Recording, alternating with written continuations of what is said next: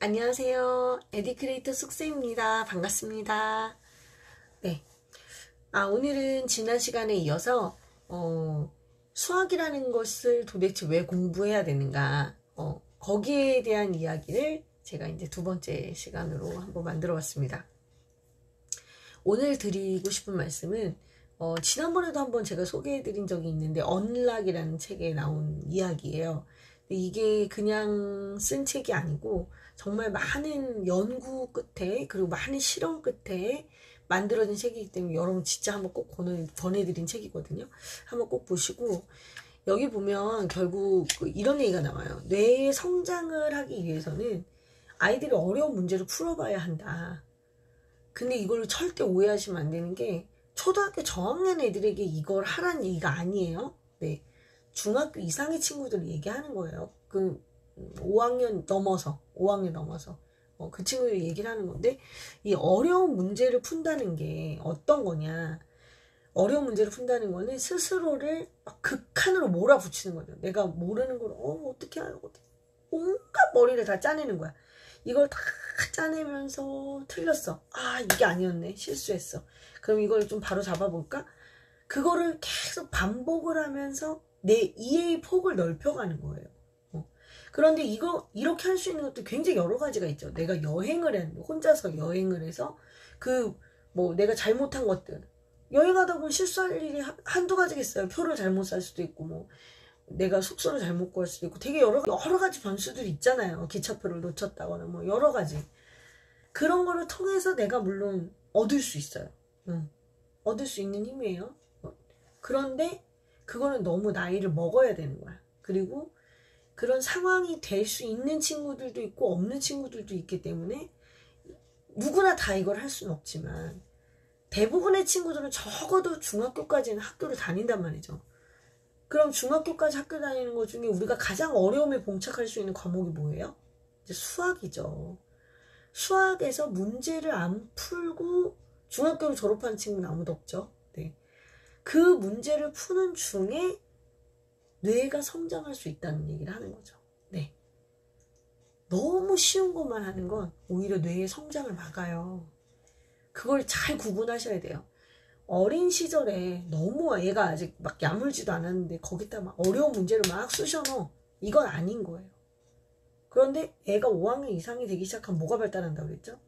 얘가 발달하는 전두엽이 발달하는데 얘가 이제 공사를 하는 게, 얘 공사가 하루 이틀 끝나는 공사가 아니에요. 얘는 십몇 년을 계속 공사하는 이런 곳이란 말이에요. 그래서 오늘은 여기로 뚝딱다, 내일은 여기로 뚝딱다 이러면서 이제 계속 공사 중인데, 이 공사를 할 때 자극을 줄 수 있는 것이 바로 어려운 문제들인 거죠. 이런 거 있잖아요. 선택하기 굉장히 어려운 딜레마에 빠지게 한다던가, 아이를 도덕적 딜레마에 빠지게 하는 거죠.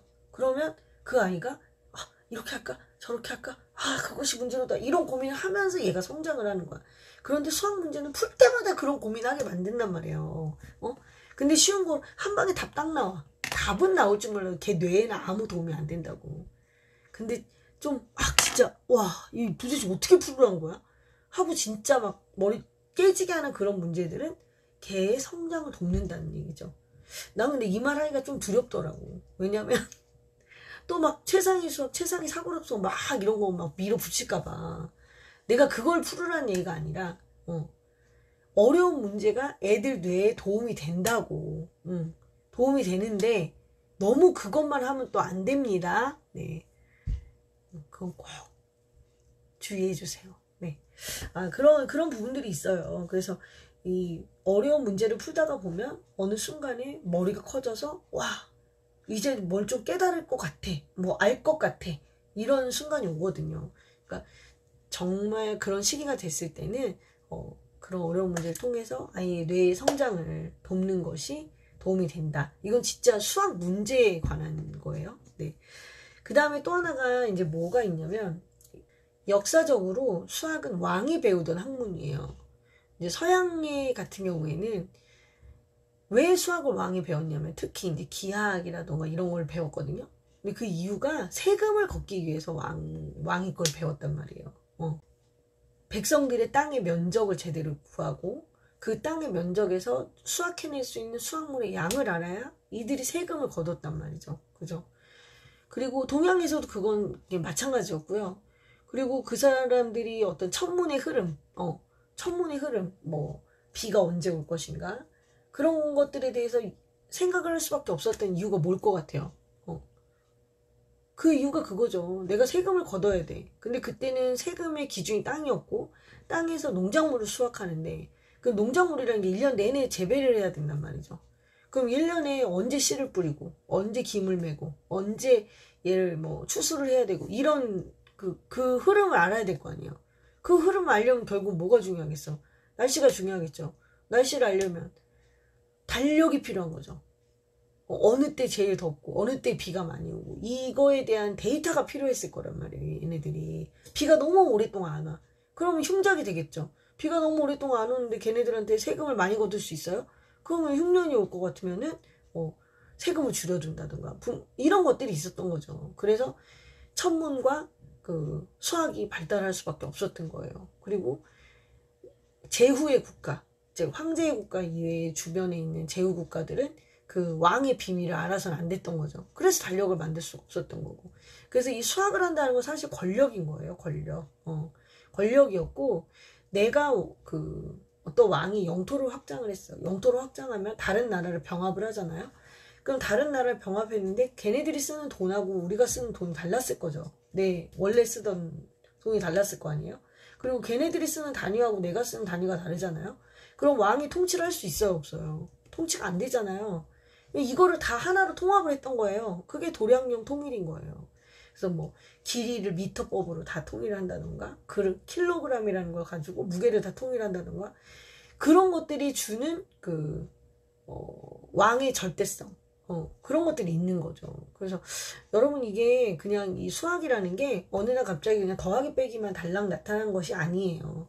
이거는 반드시 어떤 역사적인 그 의미를 다 부여받고 있고, 그 왕이 배우던 정말 신비의 수학이었고, 인도에서는 종교인이 가지고 있던 그 수학, 부처가 인정을 받을 수밖에 없었던 그 수의 크기를 논하는 그 수학이 지금 너무 이 평범한 범인들의 그런 어떤 세계로 넘어왔다는 건 너무나 경이로운 일인 거고, 그걸 떠나서 이제는 진짜 인공지능이 개발되고 디지털화해서 이런 모든 그 어떤 생활의 편리함을 넘어서는 지금 그런 시대에 지금 우리가 살고 있다는 것도 결국 수학의 발전 때문에 이런 것이 가능하다는 거, 이런 어떤 수의 신비성에 대한 생각을 한번 꼭 해보셨으면 좋겠어요. 그래서 여러분이 그 수의 신비성을 알려줄 수 있는 방법 중에 하나는 뭐냐면, 아이들이 초등학교 4학년 때 사실 큰 수를 배우거든요. 근데 큰 수는 사실 초등학교 1학년, 2학년 때 아이들이 굉장히 재밌어요. 그 시기 아이들에게 정말 큰 수, 거기서 말하는 큰 수란 10에 10간 이런 거, 0이 37개, 38개, 0이 64개, 이런 수들, 그런 어떤 수들의 크기를 사람들이 이해했다는 거. 수의 크기를 많이 알면 알수록 인간 세계의 어떤 세계관이 넓어지는 거거든요.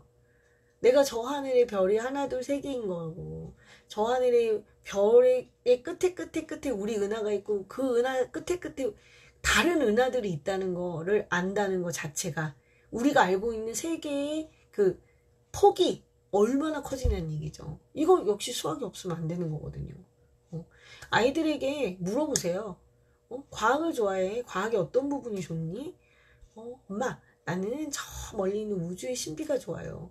근데 내가 우주를 알기 위해서는 수학을 몰라서 안 되는 거죠. 그죠? 엄마, 나는 그런 거는 관심 없고요. 조그마한 곤충들이 어떤 원리로 움직이는지 궁금해요. 그래? 그런데 이 곤충의 그 세계에도 규칙이 있거든요. 그 곤충의 세계에도.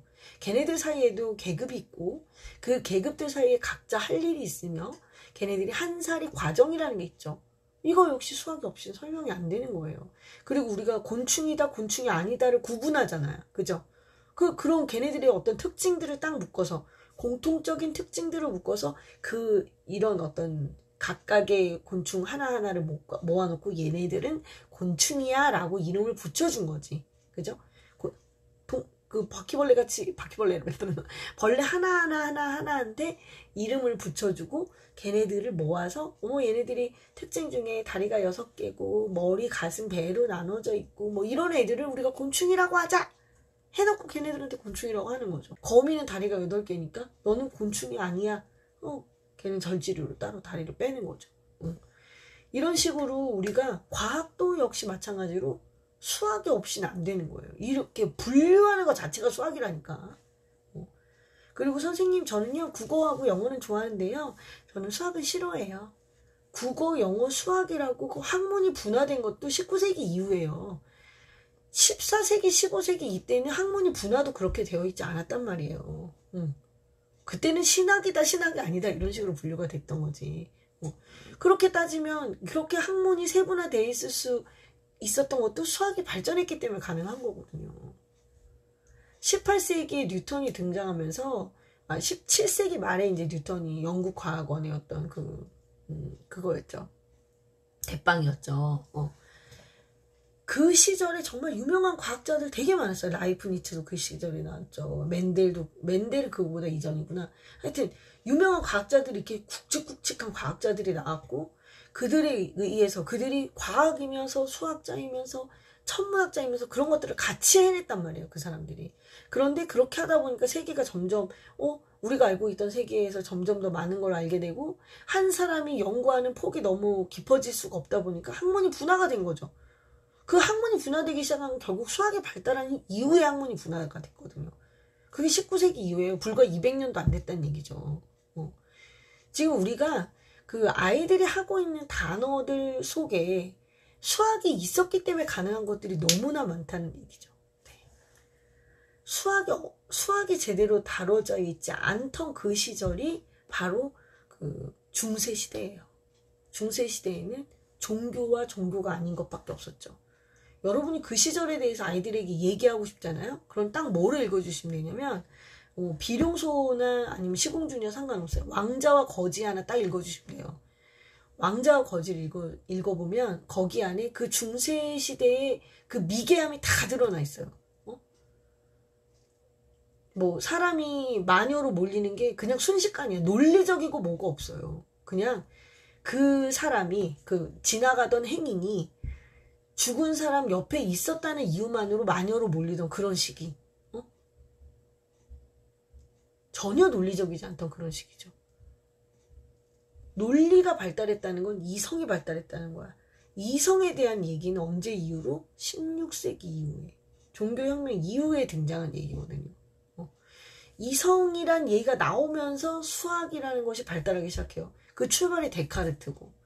뭐 이런 얘기 하다 보면 끝도 없어요. 이런 얘기 하다 보면 끝도 없는데, 그만큼 지금 우리가 살고 있는 이 세상의 어떤 편리함, 그리고 뭐 우주나 이렇게 이 세상의 광활함, 이런 모든 것들의 시작이 수학이라는 거. 그래서 아이와 역사도 공부해야 되고, 역사를 공부한다 이런 게 아니라 역사에 대한 이야기도 봐야 되고, 뭐 그림도 그림도 열심히 봐야죠. 그림 속에 주는 영감이 얼마나 많습니까? 아니 여러분, 그림에 원근법 그거 아무나 한 거 아니에요.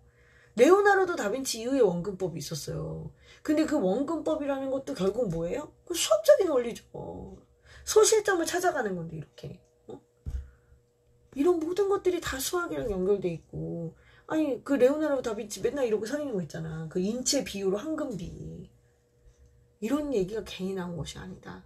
정말 수학은 우리가 인류가 발전하는 데 있어서 정말 중요한 과목이라는 거를 아이들에게 인식시켜 주시면 감사하겠습니다. 네. 제가 이 정도로 그냥 간단하게 말씀드렸어요.